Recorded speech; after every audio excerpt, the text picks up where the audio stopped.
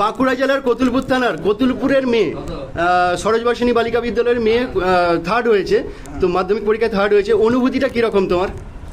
খুবই খুশি, খুবই গর্বিত হয়েছি যে কতুলপুরের নামকে এতজনের সামনে তুলে ধরতে পেরেছি, আমার বিদ্যালয়ের নামকে এতজনের সামনে তুলে ধরতে পেরেছি, মা বাবা শিক্ষক শিক্ষিকাদের স্কুল টিচার প্রাইভেট টিউটরদের আশা পূরণ করতে পেরেছি। খুবই গর্বিত। কতক্ষণ পড়াশোনা করতে? তার কোনো নির্দিষ্ট নিয়ম থাকেনি, আমি প্রতিদিন টপিক ঠিক করে নিতাম যে এগুলো পড়তে হবে, সেটা পড়ার জন্য যতক্ষণ লাগতো ততক্ষণই পড়তাম।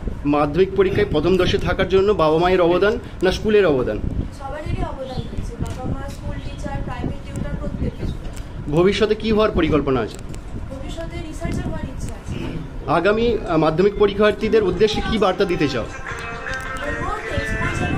পড়ে এবং কনসেপ্ট যেন ক্লিয়ার করে এবং প্রত্যেকটা প্রশ্নে যত মার্কস ঠিক তত অনুযায়ী সেই লেন্থ অনুযায়ী যেন উত্তর লেখে, বাড়তি যেন না লেখে। এবং কনসেপ্ট খুব ভালোভাবে ক্লিয়ার করতে হবে প্রত্যেকটা প্রশ্নে।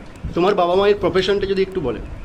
আমার বাবা স্কুল টিচার ছিলেন এবং মাও হচ্ছে স্কুল টিচার। আচ্ছা, তুমি প্রথম